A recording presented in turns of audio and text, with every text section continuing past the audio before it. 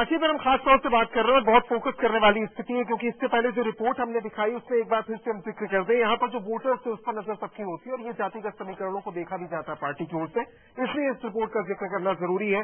15% ब्राह्मण, 17% दलित है, 10% कुर्मी है और 15% मुस्लिम वोटर है, लेकिन 50% मुस्लिम और पिछड़ा वोटर यहाँ पर है। और एक संकेत देने की कोशिश तो की जा रही है मोदी और समर्थकों की ओर से कि वो पिछली जाति से आके और किस तरीके से उन्होंने अपना कद यहां तक बनाया कि बीजेपी ने प्राइम मिनिस्टर कैंडिडेट घोषित किया है। अकुल जी, ये जो स्थिति है वोटर्स को लेकर, खासतौर से मैं यहां पर मुस्लिम और पिछड़े वोटर्स की बात कर रहा हूं, जो एक अच्छा खासा प्रभाव शहरी ग्रामीण दोनों बनारस के क्षेत्रों में रखता है, क्या ये टर्न आउट इस तरीके से होता है कि जाति को देखकर, अगर मोदी की जाति को या इस तरह की इमेज को देखकर मुड़ेगा उस पर, ऐसा कोई असर आपको नजर आता है? देखिए, हर बार ये कोशिश होती रही है और लोग अपने अपने तरीके से उसको मोड़ने की कोशिश करते रहे हैं। ये पहली बार नहीं हो रहा है और सिर्फ काशी में नहीं हो रहा है, बनारस में नहीं हो रहा है, बल्कि आसपास बनारस का वोटर है कैसा, इस तबके का जो वोटर है, इस सेक्शन का वोटर है? नहीं, मतलब मैं ये नहीं कह सकता कि बिल्कुल बहुत धर्म निरपेक्ष है, या ये भी नहीं कह सकता कि जाति को नहीं मानता है। मानता है, लेकिन कई चीजें उसको प्रेरित करती हैं बनारस के लिए। बनारस अकेला ऐसा शहर मेरे ख्याल से उस रीजन भर में होगा जहां अपने अस्तित्व के लिए लोग लड़ते हैं, अपनी गंगा के लिए लोग, अभी भी अगर गंगा के नाम पे दंगा अगर कहीं हो सकता है तो शायद वही एक जगह ऐसी है। तो मैं पूरी उसकी जो एक अस्तित्व है उसको लेकर के लोग लड़ते हैं। मैं एक मिनट मैं कह रहा हूँ, एक हिंदू भी उतना सेंसिटिव है, मुसलमान भी उतना सेंसिटिव है, तो वो बनारस के ओवरऑल की बात अब सोच रहा है, शायद मुझे ऐसा लगता है। लेकिन इस बीच में ये जो कोशिश जरूर होगी कि किसी तरीके से ध्रुवीकरण हो। ध्रुवीकरण कितना हो पाएगा, शायद राजनेता जैसे कि हमारे बीच में बैठे हैं और उस पार्टियों के प्रतिनिधि बैठे हैं, अपने अपने तरीके से दिखाने की और करने की कोशिश कर रहे हैं, तो शायद इतना आसान नहीं होगा। लेकिन इस बार लोग अपने एक अलग तरीके से सोच रहे हैं, उनको शायद कुछ एक आशा की किरण कहीं नजर आ रही है।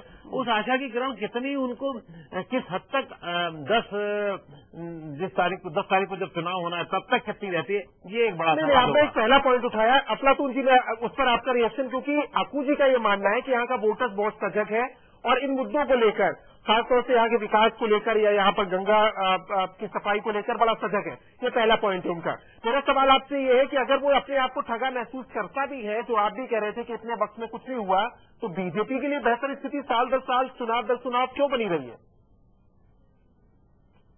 ऐसा है कि जो आंकड़ा आपने बताया, उसमें जो मुखर वर्ग है, अगर आप सीधे उस सिद्धांत पे जाएं कि लक्ष्य क्या है, राष्ट्रीय स्वयंसेवक संघ का लक्ष्य है हिंदू राष्ट्र की स्थापना। हिंदू राष्ट्र का जो समाज होगा वो वर्णाधारित होगा और इसीलिए दलित और पिछड़े हिंदू राष्ट्र के इस कंसेप्ट को आसानी से गले नहीं उतारते हैं।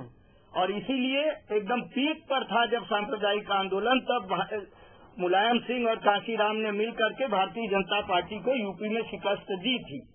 आज भी number 1 party, number 2 party Sapa और बसपा। नहीं, मैं बनारस की बात कर रहा था सर, मैं बनारस की बात कर रहा हूँ। जी, आप पूरे यूपी की बात कर रहे हैं। मैं भी बनारस की बात कह रहा हूँ।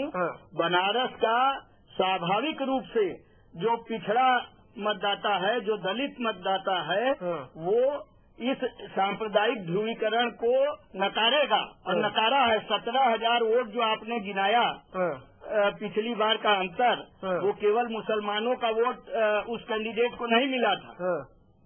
आप बताइए, कोई कह दे कि केवल मुसलमानों के वोट से जो है इतना अंतर रह गया था 17,000 का, असंभव बात है। पिछड़े और दलितों का भी वोट जो है नंबर 2 जो कैंडिडेट था उसको मिला था। ये बहुत महत्वपूर्ण बात आपने उठाई, इस पर मैं राजीव जी का रिएक्शन आ गया। 17,000 वोटों का फासला ये संकेत जरूर देता है कि कहीं न कहीं बीजेपी की ओर जो वोटर रहा है, जो उसका पारंपरिक वोटर रहा है, वो छिटका है, वो दूसरी जगह गया, इसमें कोई दो राय नहीं है। नहीं, मैं राजीव जी के पास जाऊंगा इसको लेकर, बस देखिए बहुत कम है। इस पर एक छोटी टिप्पणी में दीपक बाजपेयी से ले लूं। दीपक जी, क्या इसी वोटर पर आपकी नजर है? क्योंकि आप कांग्रेस के वोट बैंक को खास तौर से प्रभावित कर रहे हैं, आप विकल्प के तौर पर खड़े हो रहे हैं, आपकी नजर किस वोट बैंक पर है? जी, मैं हाथ जोड़ के उन वोटरों से जो जाति पे वोट देने वाले हैं, कृपया दूसरी पार्टियों को वोट करें, हमारी पार्टी को वोट ना करें। जाति आधारित वोट हमें नहीं चाहिए, सांप्रदायिकता का वोट नहीं चाहिए। जो लोग देश के लिए वोट करना चाहते हो हमारी पार्टी में वोट करें। हम जाति के आधार पर न कैंडिडेट खड़ा करेंगे, न वोट मांगेंगे। दूसरा एक क्लैरिफिकेशन कि प्रोफेसर अजित झा हमारे बिहार और झारखंड के प्रभारी हैं। एक खद्दर का झोला लेके बस से और मेट्रो से ऑफिस आते हैं। ठीक है, वो मुद्दा खत्म हो गया। देखिए, चर्चा में वक्त हमारे पास कम है। राजीव जी, आज से एक कमेंट तो कह दिया, आपसे एक कमेंट लेना चाहूंगा। राजीव जी, ये जो 17,000 वोटों के फासले की बात हो रही है, ये तो चिंता बढ़ाता है ना बीजेपी की। आपका एक वोटर है जो रहा वहां पर, वो छिटका आपसे। देखिए, ऐसा है, आप बात कर रहे हैं 5 साल पुराने इलेक्शन की। आज की जो स्थिति है और जिस तरीके से मोदी जी की लहर है और जिस तरीके से लोगों ने मोदी जी का काम देखा है, और मैं यहाँ पर जरूर कहना चाहूंगा, एक मुख्यमंत्री जिसने अपने दरबार में आए हुए सोविनियर्स भी ऑक्शन करके सरकारी खाते में जमा कराए हों और महिलाओं की शिक्षा में काम करा हो, उस तरीके का विजनरी लीडर जब आ रहा है, तो आज ये जो सब कास्ट कॉम्बिनेशन की बात कर रहे हैं, इसलिए मोदी जी ने जो नारा दिया नेशन फर्स्ट, भारत पहले, उसको जो लेकर जा रहे हैं, उसको देखने जा रहा है आने वाला देश, ये होने जा रहा है, ये मैं कहना चाहता हूँ। चलिए, वक्त हमारे पास बहुत कम है। अफलातून जी, बहुत कम वक्त है, संक्षेप में अपनी बात पूरी कर लीजिए, बहुत संक्षेप में। मैं सिर्फ 2 मुद्दे रखना चाहूंगा।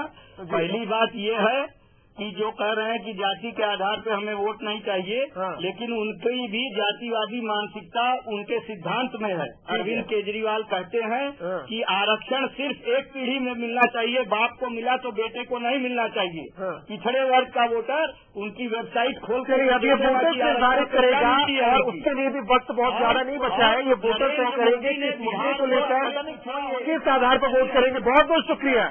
वक्त हमारे पास बहुत कम है चर्चा के लिए। दीपा बाजपेयी जी, आपका बहुत बहुत शुक्रिया। राजीव बब्बर, अफलातून जी और अकुश श्रीवास्तव, बहुत बहुत शुक्रिया आपका हमारे साथ चर्चा में जुड़ने के लिए। और इस खास पेशकश में भी इतना ही।